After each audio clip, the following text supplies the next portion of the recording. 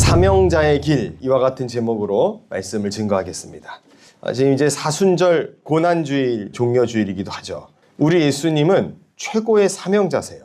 십자가에서의 그 사명을 감당하셨습니다. 죽음으로 그 사명을 이루시고, 그리고 주님의 그 사명은 곧 생명이 되어서 저와 여러분을 구원하는 놀라운 역사를 만들어내었어요. 성경은 생명이라는 단어를 빼고서는 설명할 수가 없는 책입니다. 우리가 왜 예수를 믿는가? 저와 여러분들이 예수를 믿잖아요. 예수를 믿는 이유가 있어요. 저는 살려고 믿습니다. 살려고 믿는 거예요. 나를 살려주신 그 예수님, 그리고 그 예수님을 더 알기 위해서 생명 다하는 날까지 주를 위해 달려가는 겁니다. 저와 여러분은 예수님 때문에 사신 줄로 믿으시기 바랍니다. 우리 살려고 예수 믿는 거예요. 예수님 안 믿으면 죽습니다. 예수를 안 믿는데 어떻게 살아요? 생명의 근원이신 예수님을 떠나서 어떻게 살 수 있느냐 이겁니다. 그래서 이 예수님을 믿고 영접함으로 말미암아 영생을 얻고 생명을 얻은 존재들은 이제 그 생명 위에 사명이 덧입혀져서 사명자의 길을 걸어가게 됩니다. 이 사명이라는 것은 사전적 의미로는 맡겨진 임무를 뜻하는 말인데, 해도 그만 안 되는 그만의 일이 아니고 내가 죽는 한이 있더라도 반드시 가야 할 미션이라는 거예요. 오늘 우리는 이 사명의 수혜자로 살아가고 있는 사람들입니다. 누구인지는 우리가 정확히 알 수 없을 거예요. 그러나 이 사명을 완주해 주신 분들이 있기 때문에 우리가 예수를 믿고 구원 얻게 된 거라는 겁니다. 언더우드와 아펜젤러를 비롯한 수많은 이들이 이름도 없이 빛도 없이 이 땅에서 그 사명 붙들고서 헌신하였어요. 그렇기 때문에 저와 여러분이 예수를 믿고 생명을 얻은 줄로 믿습니다. 이제 우리가 새로운 사명자가 되어서 생명을 여는 일에 쓰임받게 되시기를 간절히 원합니다. 누군가가 피를 흘려서 이 나라, 이 교회가 살아야 한다면 그 피 흘림의 주체가 저와 여러분이 되기를 원합니다. 이와 같은 믿음의 결기와 각오가 저와 여러분 가운데 심어졌을 때 주님께서 저와 여러분들을 사명자로 부르시고 그 사명자의 책임과 임무와 능력을 더하여 주실 줄로 믿습니다. 그래서 저는 오늘 이 사명자의 길에 대하여 크게 세 가지로 간략하게 설명드린 후에 사명자가 얻는 유익에 대해서도 연거푸 말씀을 드리겠습니다. 첫째로, 사명자는 앞길을 몰라도 순종하는 사람들입니다. 오늘 보면 사도행전 20장 22절입니다. 우리 함께 봉독합니다. 보라, 이제 나는 성령에 매여 예루살렘으로 가는데 거기서 무슨 일을 당할지 알지 못하노라.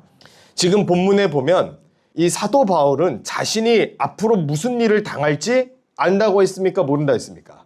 모른다고 했어요. 몰라요. 어떻게 당할지. 오늘 우리는 앞일에 대하여 지나치게 염려하는 시대에 살고 있어요. 무속인들 전보러 다니잖아요. 이거 왜 가냐? 앞날이 알고 싶은 거예요. 이 남자랑 이 여자랑 연애하는 연애운이 있는가? 내 사업운이 있는가? 앞길을 알고 싶어 합니다. 앞일에 대해 참 관심이 많아요. 그러나 여러분, 앞일을 잘 안다고 일이 잘 되기만 하는 것도 아니고요. 모른다고 해서 안 되지도 않습니다. 성경의 인물들은 앞일을 모르고 그 인생이 다 잘 됐어요. 하나님이 아브라함을 부르셨을 때 아브라함은 지체 없이 순종했어요. 알고 그 길을 간 것이 아닙니다. 알지 못했지만 갔습니다. 그래서 아브라함의 삶이 실패했나요? 그 인생과 그 사역이 망했나요? 그렇지 않다라는 거예요. 여러분, 요셉은 자기가 팔려갈 줄 몰랐어요. 아버지가 세겜의 그 형님들 좀 가서 양 잘 치고 있는지 보고 오라라고 했을 때 도단까지 내려갔을 때 자기의 앞일에 대해 알지 못했어요. 알았다고 한다면 그 길로 내려갔겠냐고요. 모르니까 순종한 거예요. 아버지 야곱의 명령을 따라 순종해서 나아갔더니 형님들이 와, 꿈꾸는 자가 온다. 구덩이 던져 넣는 거예요. 그리고 팔아 넘겨요. 팔렸을 때 나는 비록 지금은 팔리지만 훗날 나는 애굽의 대총리가 되어 한바탕 복수를 벌이겠노라. 요셉은 그렇게 생각하지 않았어요. 팔릴 때 어떤 심정이었을까요? 내가 왜 이렇게 됐을까? 왜 내 인생을 이렇게 좌절하게 되었는가? 그 생각 갖지 않았겠어요? 그럼 거기서 끝나야 될 거 아니에요, 그 좌절이. 팔린 다음에 보디발의 집으로 팔려갔는데 거기서 또 누명을 뒤집어 써가지고 감옥에 갑니다. 그럼 여기서 요셉이 난 감옥 가면 옥중 재반 사무를 다 담당해가지고 이 감옥을 부흥케 할 거야. 감옥이 부흥한다는 게 좀 이상하죠. 어쨌든 이 감옥을 내가 먹여 살릴 거야. 이와 같은 생각을 요셉이 했겠냐고요. 그냥 간 거예요. 끌려서. 그래서 거기서 감옥에 갇혀 있는데 웬 빵 굽는 관원장이랑 술 맡은 관원장이 들어올 거라고 알았겠어요? 몰랐어요. 꿈꿨어요, 그들이. 근데 그건 알았어요, 그 꿈은. 주님이 알려주셔서. 근데 이 꿈을 해몽했다고 해서 자기의 인생이 잘 풀릴 거라고 기대하거나 소망하는 말이 없어요, 성경에. 모르는 거예요, 요셉은 자기 앞길을. 근데 주님이 아시죠. 주님이 그 인생을 아신 거예요. 주님이 예비하신 대로 가게 되었다는 것입니다. 우리는 성공과 실패에 대해서 예민해요. 나의 성공, 나의 실패. 근데 이게 중요한 것이 아닙니다. 하나님의 뜻이 우리 가운데 일어날 수 있느냐, 그것이 중요한 거예요. 이 행사가 잘 될까 안 될까? 사실 저는 그것에 대하여 별로 큰 관심이 없어요. 이렇게 모이면 뭐가 될까 안 될까? 그거 별로 중요하지 않습니다. 중요한 것은 뭡니까? 우리가 사명에 따라 일을 했느냐 안 했느냐, 거기에 있다라는 거예요. 사람이 많이 모였느냐 많이 모이지 않았느냐는 중요하지 않아요. 내가 주님의 맡겨진 사명에 따라 순종을 했느냐 안 했느냐, 이것이 중요하다라는 겁니다. 예수님께서는 십자가에서 죽으셨습니다. 근데 왜 죽으셨냐? 예수님도 사명 따라가다가 돌아가셨거든요. 신명기 말씀 율법에 따르면 누구든지 나무에 달려 죽는 자는 뭐를 받았다고 되어 있습니까? 저주를 받았다고 기록되어 있어요. 그럼 예수님의 그 개인적인 인생은 겉으로 보면 저주받는 인생이요, 실패의 인생으로 생각할 수 있어요. 그렇기 쉽습니다. 그런데 우리는 알죠. 이 십자가가 완벽한 승리였다라는 것을. 신학자 구스타프 아울렌이 쓴 승리자 예수 그리스도라는 책을 잘 아실 겁니다. 십자가는 처절한 죽음이지만 부활이 승리다, 아니라는 거예요. 십자가부터 승리라는 거예요. 십자가부터 이미 죄와 사망에서부터 우리를 완벽하게 이기신 사건이라는 거예요. 그럼 부활은 뭡니까? 확증이라는 것이죠. 그걸 선언하고 알리는 거예요.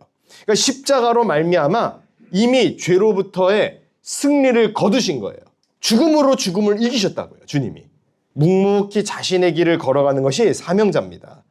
우리의 생각이 많으면 하나님이 역사하실 틈이 없습니다. 자기 생각이 많으면 주춤주춤하고 이리저리 계산하다가 인생을 마감하고 말 거예요. 사랑하는 형제자매 여러분, 인생의 한 치 앞을 알지 못한다 할지라도 주님 말씀에 순종함으로 믿음으로 한 발 한 발 내딛는 용기 있는 그리스도인들 되시기를 예수님의 이름으로 간절히 축원합니다. 두 번째는 사명자는 위기를 돌파한다라는 겁니다. 바울은 예루살렘에서 무슨 일을 당할지 모른다라고 되어 있지만 동시에 성령께서 가르쳐 주신 것이 있다라고 말을 해요. 사도행전 20장 23절입니다. 우리 함께 봉독합니다. 오직 성령이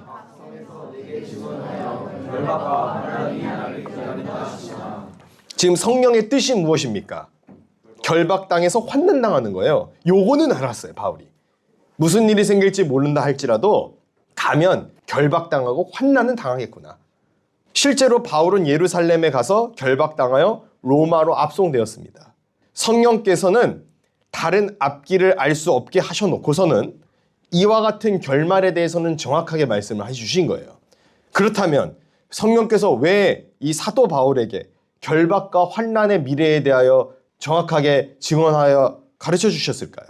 왜 이걸 알려주셨을까요? 틀림없이 바울은 이와 같은 결박과 환난을 알면서도 예루살렘에 갔어요. 알면서도. 뻔히 고난이 예비되어 있는데 왜 갔냐 이거예요.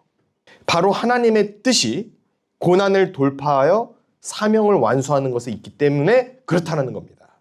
처음부터 예수님의 제자로 세워지는 사람들은 그리 많지 않아요.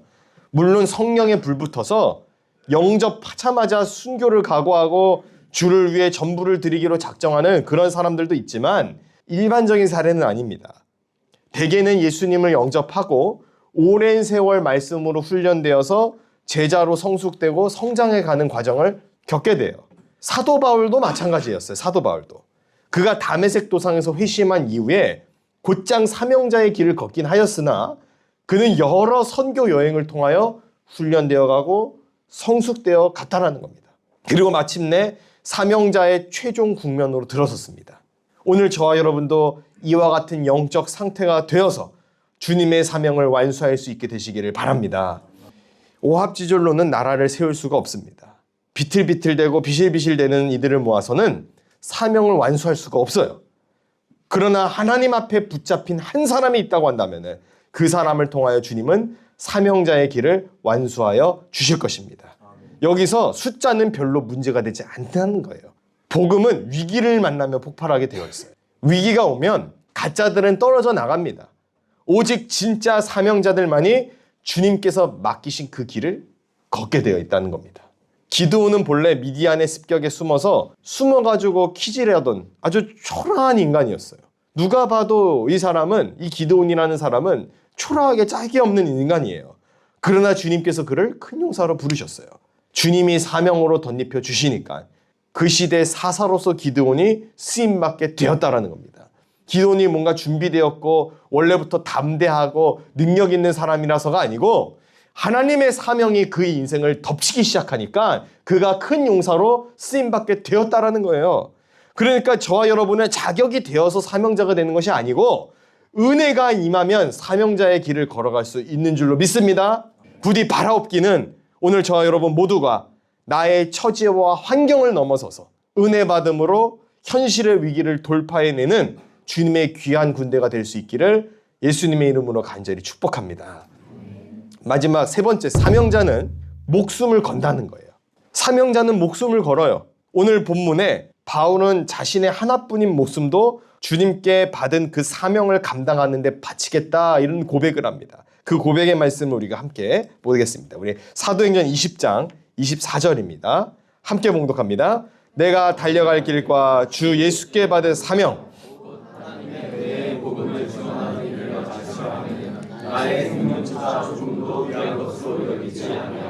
아멘.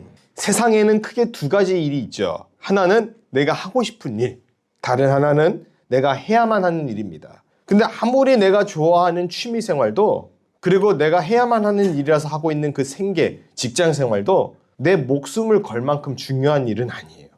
직장 생활 하다가 몸이 괴롭고 힘들면 쉬어야죠. 뭐 어떻게 했어요? 목숨이 중요한데요. 취미 생활 하다가 죽는 거는 바보예요.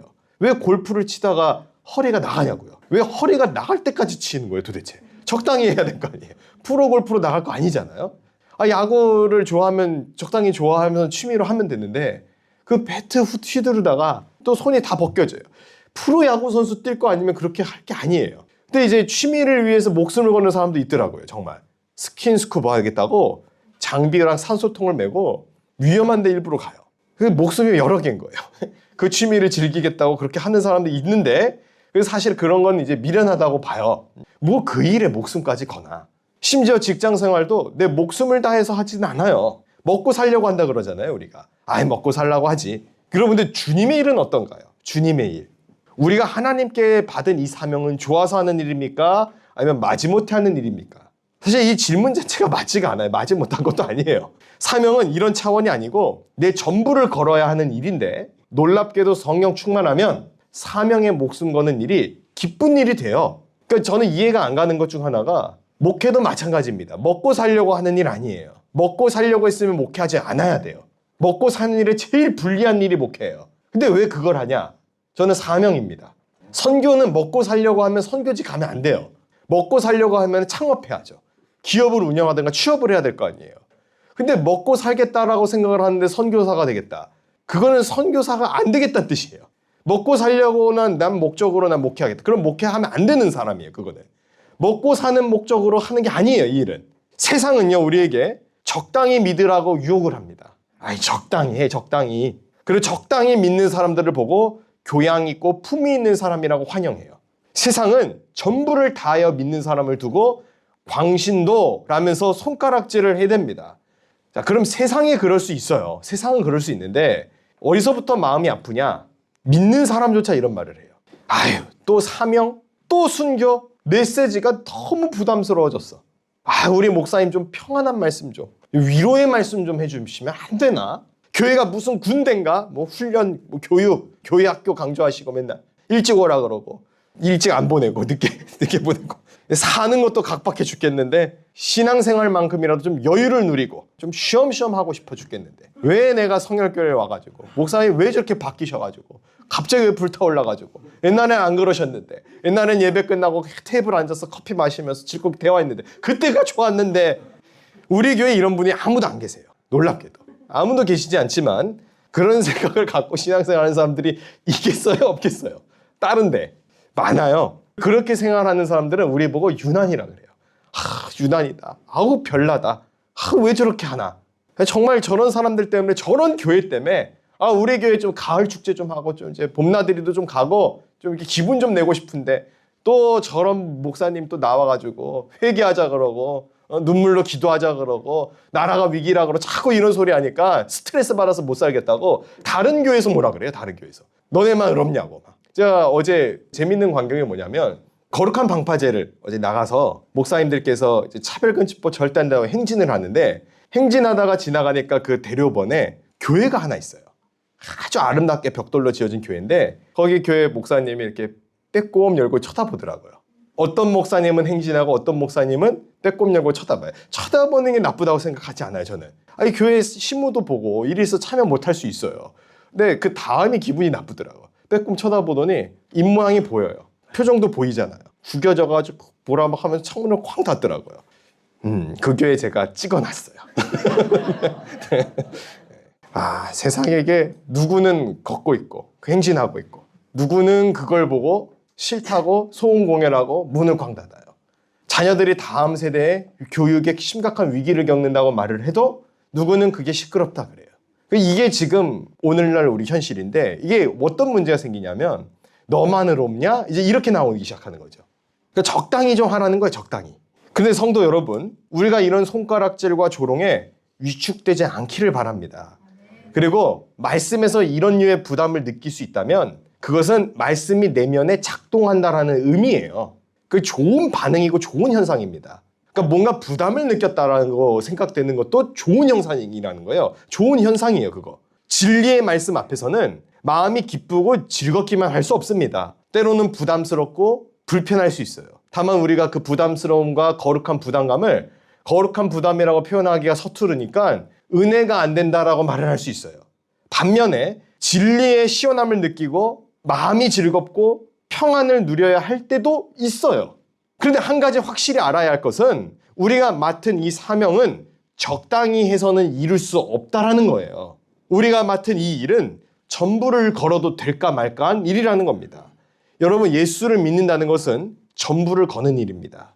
예수님도 우리에게 전부를 거셨어요. 그래서 우리가 예수님을 위해 전부를 걸어도 이것은 아까운 선택이 아니에요. 여기에는 그럴 만한 가치가 있다는 거예요. 성도 여러분, 조금 힘들고 지칠 수 있지만 그럼에도 힘내시기를 부탁드립니다. 지금의 이 초심을 잃지 않기를 바랍니다. 평안해지고 싶고 좀 쉬고 싶은, 여유롭고 싶을 때가 분명히 와요. 그러나 아직은 아닙니다. 지금은 그럴 때가 아니라는 거예요. 우리의 손에는 사명이 있고 여기에는 목숨을 걸어야 할 정도의 피 튀기는 싸움이 예고되어 있습니다. 사탄의 왕국은 지금도 왕성하게 공중의 권세를 휘두르고 교회와 성도를 대적하고 있어요. 바로 지금 이와 같은 시기야말로 우리 사명자들이 목숨을 걸고 주님의 몸된 십자가의 길을 걸어야 할 때인 줄로 믿습니다. 당장은 힘들고 고통스러울 수 있습니다. 그런데 애초에 행복하려고 예수 믿는 사람들이 아니에요. 우리는 자꾸 교회를 행복할 사람 모이십시오. 아무도 안 모여요. 그렇게 하면. 이 땅에서 누가 행복해요? 웨슬리 목사님이 행복론을 이야기했거든요. 우리 감리교회야말로 행복의 정수인데 전제가 뭐냐? 홀리니스 이즈 해피니스라는 거예요. 거룩함 없는 행복함은 없어요. 근데 내 멋대로 살고 내 방식대로 살아가고 죄악의 홍수 가운데 버무려져서 살아가고 있으면서 나는 캠핑도 갈 것이고 나는 행복할 것이고 나는 막 모여서 즐겁게 놀 거야. 이런 생각을 갖고 그런 목표를 갖고 있으면 그 교회가 세워지겠냐고요. 하나님이 그런 교회에 복을 주시겠냐고요. 단순히 이 땅에서 잘 먹고 잘 살고 잘 누리는 것이 목표이고 목적이면 굳이 예수님을 믿을 이유가 없어요. 그거 이야기하는 데는 무당이 더 잘해요. 우리가 예수님을 믿고 영접하는 이유는 무엇이냐? 이것이 사는 길이기 때문에 그렇다라는 거예요. 이 길이 생명의 길이기 때문에. 그러니까 지금 내가 평안하고 복 누리고 잘 먹고 잘 살고 행복하게 살다가 죽어서 지옥 가고 싶으면 예수 믿지 말라는 거예요. 그러니까 그렇게 살려면. 그런데 우리는 이 땅에서 괴롭고 힘들고 고생길이지만 이 길을 걷는다 할지라도 내가 생명을 얻고 주님의 복된 천국길로 갈 수 있다고 한다면은 주님, 내가 이 땅에서의 삶을 넉넉하게 감당하겠나이다. 이와 같은 사람들이 주의 길을 걸어갈 수 있는 줄로 믿습니다. 사랑하는 성도 여러분, 오늘 저와 여러분 모두는 예수를 믿고 구원받아서 천국을 확실하게 보장받고 언제나 영생을 누리는 이 사명자의 길을 끝까지 걸어가게 되시기를 예수님의 이름으로 간절히 축원합니다. 자, 지금부터는 사명자가 얻는 영적 유익에 대해서 세 가지를 이제 말씀드리고 정리를 하겠습니다. 사명자가 감수해야 할 수고와 사명, 숙명, 이걸 말씀드리니까 좀 부담을 느끼셨을 듯해요. 그런데 이 사명자의 길을 걷는 사람이 얻는 유익이 있거든요. 여러분, 사명자의 길을 걸으십시오, 주를 위하여 목숨을 거십시오, 이런 얘기 자꾸 들으면 부담스럽고 오버한다라고 생각이 들 수 있단 말이에요. 근데 그런 생각이 왜 드냐면 유익을 몰라서 그래요. 그러니까 유익을 모르니까 내가 지금 힘든데 지금 복을 주셔야지 죽고 난 다음에 무슨 소용입니까? 라는 소리를 하는 게 세상 한심해서 그렇다는 거예요. 죽음 이후의 세계가 영원한데 왜 이 땅에서의 복에서 그 거대한 딜을 해버리냐고요. 죽음 이후의 삶의 지옥가로 좋으니 나는 지금 실컷 누리게 해주세요. 그 기도를 한다고요. 세상 바보죠, 그게. 여러분, 지금 고생하세요, 그냥. 그게 복된 거라니까요. 지금 좀 힘든 길 걸으시라는 거예요. 그 길이 사명자의 길이고 그 길이 생명의 길이에요. 그 길을 통하여 주님께서 저와 여러분에게 은혜를 주시고 하나님의 영원한 복을 약속해 주셨어요. 저는 그 복을 약속받았기 때문에 목회하는 겁니다. 힘들고 편할 거면 목회 왜 하냐는 거예요. 첫째로 사명자가 얻는 은혜가 무엇이냐, 유익이 무엇이냐. 사명자는 하나님께 기억이 되는 은혜를 누리게 돼요. 하나님이 내 인생 기억하세요. 나를 기억해 주세요. 하나님께서는 누구라도 사명자 세우실 수 있습니다. 단 아무나 세우시지 않을 뿐이에요. 하나님께서는 작정하면 돌들도 소리치게 하세요. 그렇게 하실 수 있지만 언제나 하나님께서는 사람을 통해 일하셨어요. 여러분, 지금 세상은 대리전입니다. 지금 에스더서를 보면 하나님이라는 말은 한 번도 나오지 않아요. 그렇지만 이 속에는 하나님의 역사로 가득합니다. 왜냐하면 에스더서에서는 모르드게와 에스더를 사용하는 하나님과 하만을 사용하고 있는 마귀의 싸움이 아주 치열하게 다뤄지고 있거든요. 사명자는 이 땅에서 아무리 고달프게 살아도 하나님께 기억되는 인생으로 마감되게 되어 있습니다. 여러분, 엘리야의 갈멜산 장면 기억하실 겁니다. 그 갈멜산에서 엘리야가 큰 승리를 거뒀거든요. 이세벨이 근데 그걸 보고, 보통 아합과 이세벨이 고꾸라져야 정상이에요. 불이 떨어진 걸 봤잖아요. 우상 숭배자들이 처형당하는 걸 봤잖아요. 그러면 좀 웬만한 담력이면 무릎 꿇고 주여 내가 잘못했나이다, 이 북이스라엘을 다시 하나님 앞에 돌려주옵소서. 저 같으면 그럴 것 같아요. 무서워서. 근데 세상 얘네들도 담대해요. 이세벨이 얼마나 담대했느냐, 이세벨의 담대함을 설명해 드릴게요. 불을 떨어뜨린 엘리야 선지자를 대적하여 그 엘리야를 죽이려고 해요. 세상 미친 거예요. 하나님의 사람을 대적해서. 자, 그러면 여기서 엘리야는 야, 제가 진짜 미쳤구나, 이 북이스라엘 싹 망해야 정신 차리겠구나, 담대하게 나아가서 이 아합과 이세벨이에요. 너희가 하나님을 버리고 이러같이 살아가고 있는데 이렇게 하늘에 떨어진 불을 보고도 아직도 깨닫지 못하나니 네가 곧 이제 심판받아 죽게 될 것이야. 선포해야 될 거 아니에요. 엘리야가 그랬나요? 아니, 글쎄 이세벨을 죽이겠다고 날뛰니까 무서워가지고 로뎀나무 앞에 가서 좌절하고 있는 거예요. 왜 하나님 이런 시련을 또 주시냐고. 그때 하나님께서 엘리야에게 뭐라고 말씀하시냐. 바알 앞에 무릎 꿇지 않는 몇 명이 있어요? 7,000명이 있다고 말씀하세요. 제가 예전에는 이 본문을 이렇게 이해를 했어요. 아, 남은 자들이 이렇게 많으니까 용기를 가지라, 이 말씀으로 이해했는데 최근에 그렇게 이해가 안 되고 어떻게 이해가 되냐면 이렇게 생각이 되는 거예요. 야, 너 엘리야, 너 말고도 7,000이나 있어. 얼마든지 있어. 내가 촛대로 옮겨서라도 일을 해. 어떻게 할래? 7,000 중 하나 불러서 쓸까? 너 그냥 계속 써줄까? 그렇게 느껴지는 거예요. 좀 무서워 죽겠어요. 차라리 엘리야한테 하나님이 나타나는, 너밖에 없다. 이 나라 이 민족을 살릴 자가 너밖에 없으니 너는 나의 사명을 받들어 일어나라 하면은 기쁠 것 같아요. 근데 그게 아니라 발 앞에 무릎 꿇지 않은 7,000이 있대요. 만약 주님께서 이 나라 이 민족 살릴 자는 김요한 목사 너밖에 없으니 너에게 내가 모든 사명을 주겠노라 하면은 부담스럽지만 뿌듯할 것 같은데 저는 그러지 않는 걸 알아요. 저 아니어도 많거든요.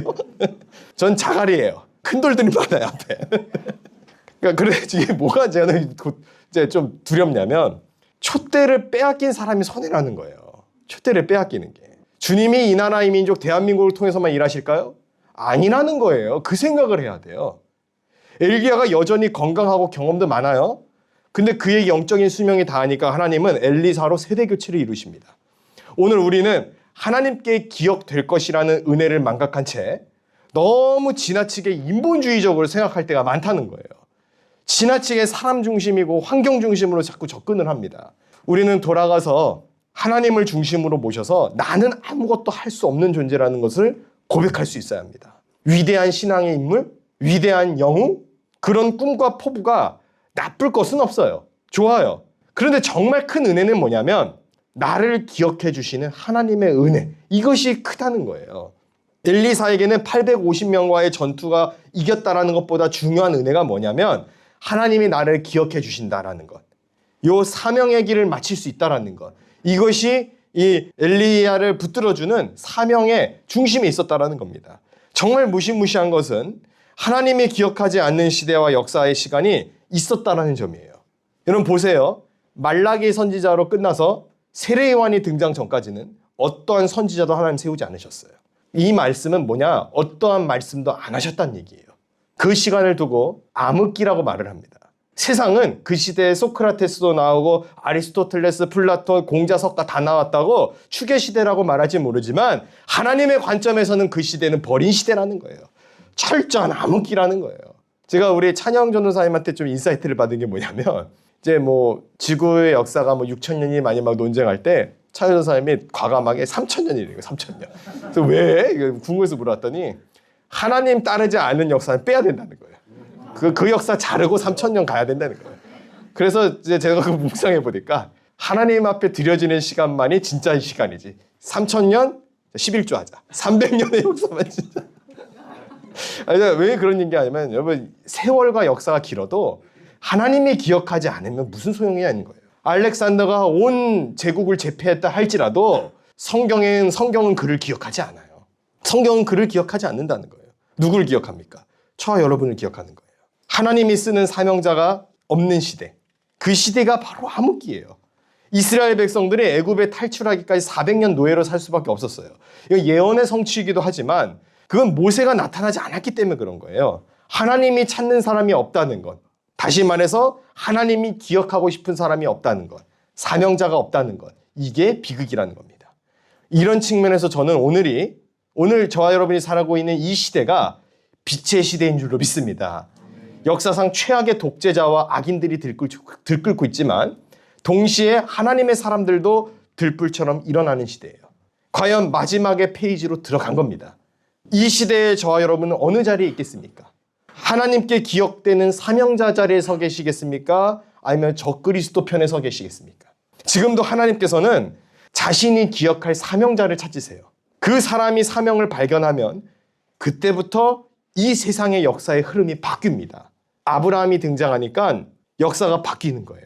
모세가 나타나니까 역사가 바뀌어요. 엘리야가 나타나면 역사가 바뀌고 예수님께서 제자들을 부르시니 그들이 역사의 물줄기를 바꾸어 놓습니다.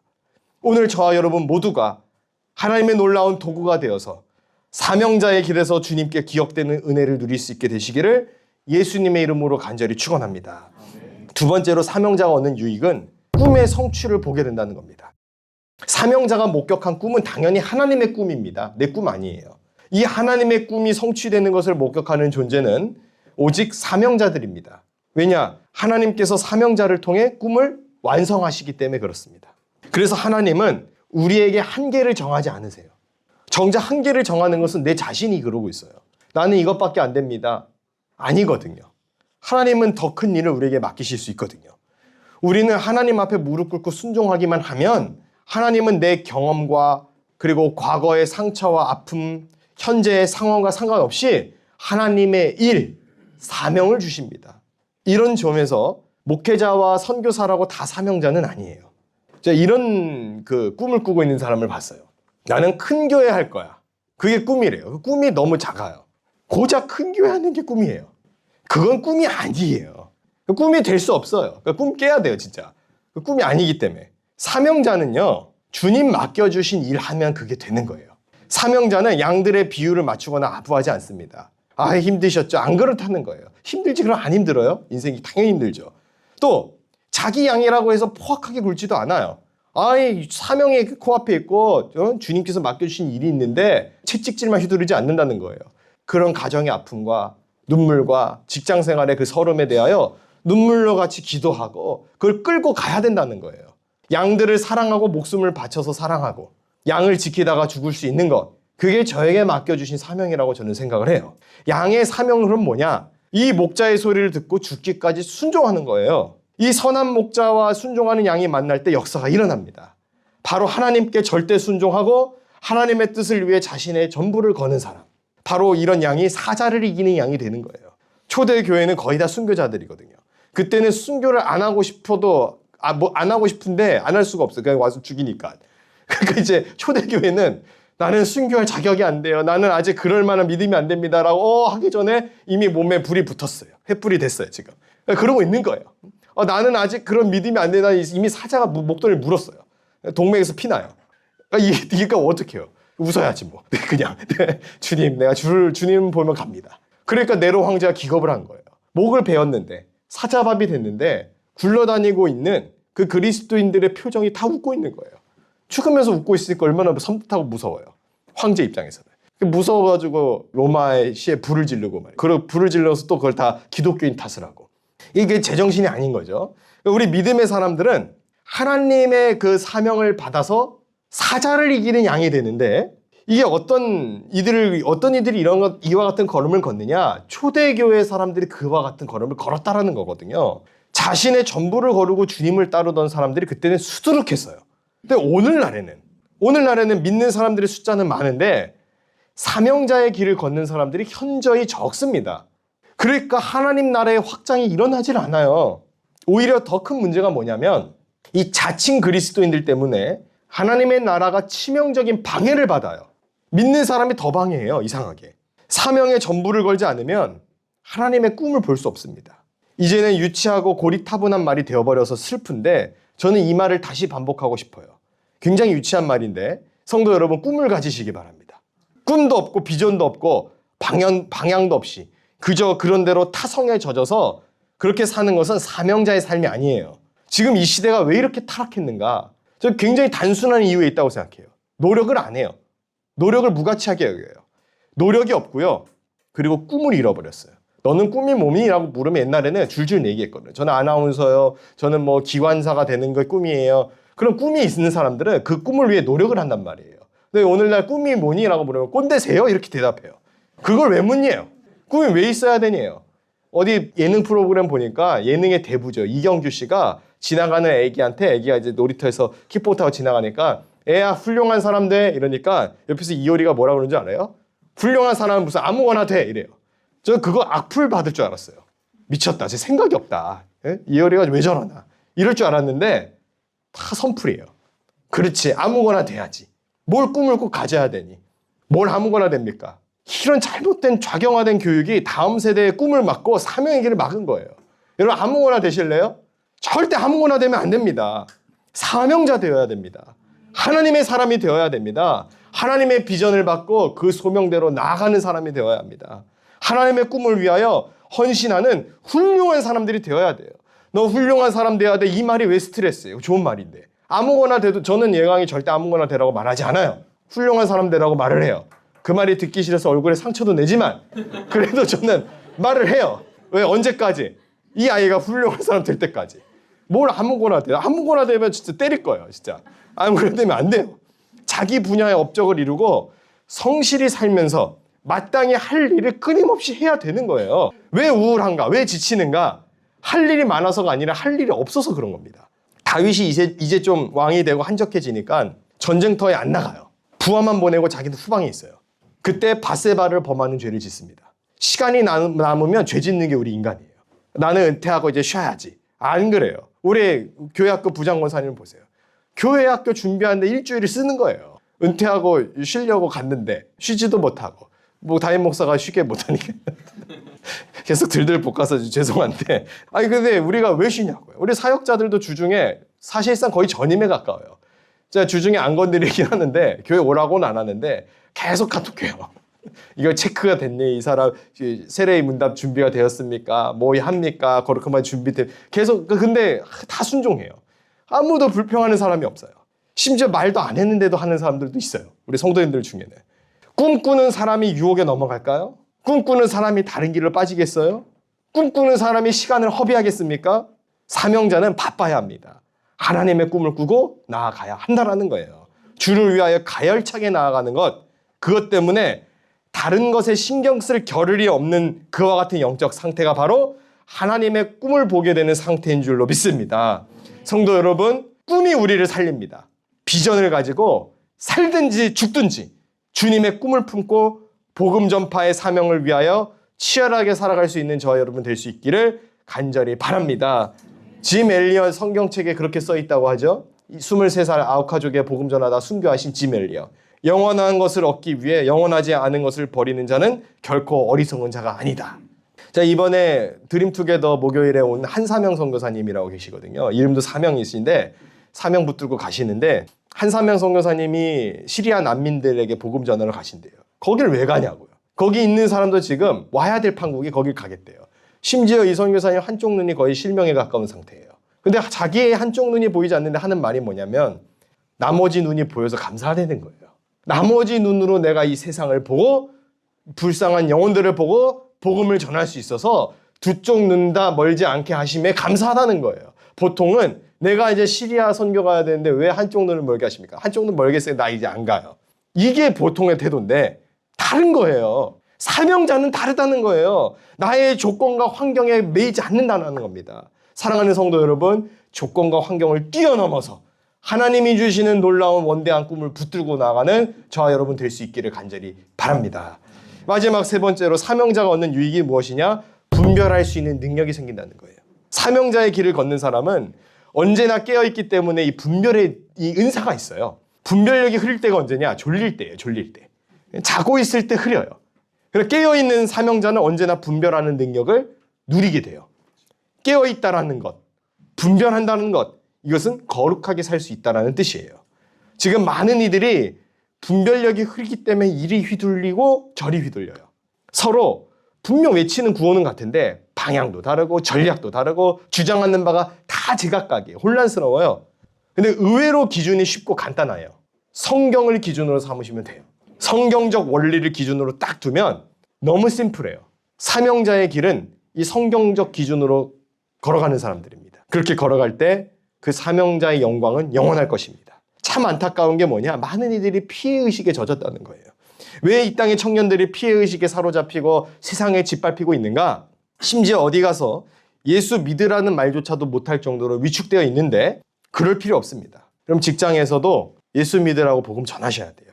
우리는 부끄러워도 주님은 영광스러우십니다. 나 같은 게 무슨요? 나 같은 건 그래요. 그럼 저 같은 건 왜 못해요? 그렇잖아요. 그렇게 따지면. 근데 나는 부끄러워도 주님은 영광스러우세요. 나는 연약하지만 주님은 강하세요. 이거는 사실입니다, 여러분. 세상에 속지 마세요. 하나님께서는 지금도 내가 누구를 쓸까? 이 시대를 누구에게 맡길까? 찾고 계십니다.